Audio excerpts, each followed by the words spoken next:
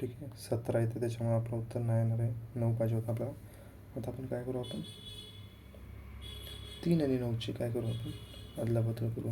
बघा 3 इकडे आणायचे, 9 तिकडे आणायचे. बघा 8 गुणिले 3 भागिले 4 अधिक 5 वजा 9 बरोबर 2. बघा आता 4 एक 4, 4 2 8, 2 गुणिले 3 किती होतात 6. 6 अधिक किती आपले 5 आहे. 6 अधिक 5 11.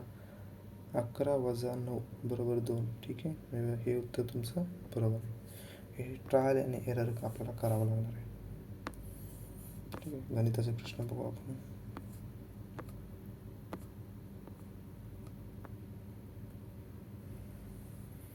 बघा प्रश्न विचारला त्याने काय, 2012 मध्ये त्या शहराची लोकसंख्या किती होती. 2010 साली होती 2,500, 2.5 लाख. 2012 मध्ये प्रश्न विचारले तर 8% भेटते. तर बघायचं कसं येणार, 2,50,000 2,50,000 गुणिले 108 भागिले 100 गुणिले 108 भागिले 100. तुम्ही दुसऱ्या पद्धतीने करू शकता. एका वर्षात 8% काढायचे, ॲड करायचे, त्याच्यामध्ये परत मग पुन्हा त्या संख्येचे 8% काढायचे, ॲड करायचे. मग बघा इथे 0ला 0 गेले, 2 0, इथे 2 0 गेले, इथे 2 0 गेले.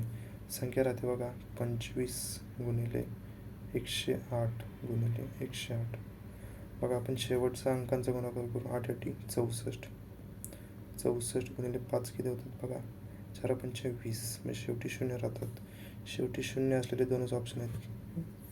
बघा आता इथे किती, आता आपल्याला ॲक्युरेट उत्तर काढावं लागणार आहे.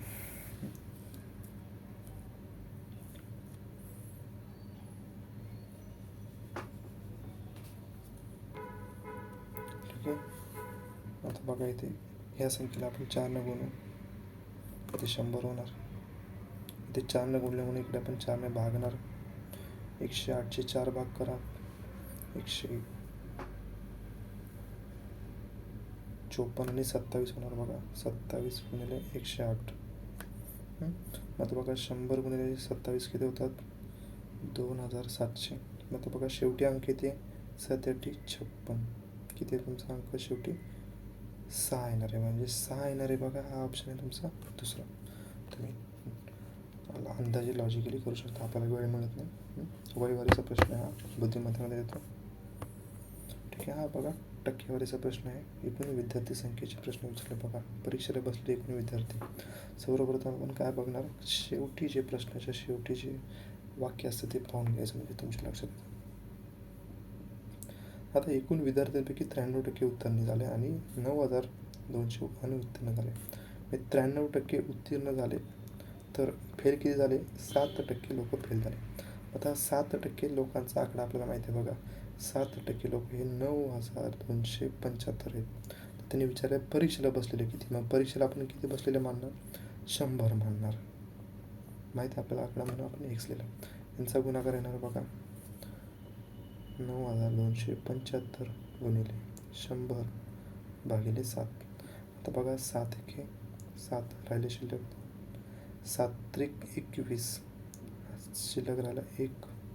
इथे 17, 7 2 14 शिल्लक राहिले 3, 35 7 5 35. म्हणजे तुमचे उत्तर बघा 1,325 गुणिले 100. 100 म्हणजे 2 शून्य वाढवायच्यावर 1,32,500 म्हणा. बघा 1,32,500 सी नंबरचा ऑप्शन आहे.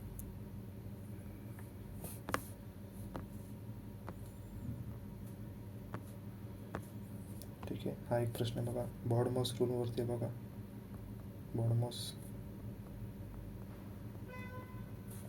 बघा 60 अधिक 5 गुणिले 12.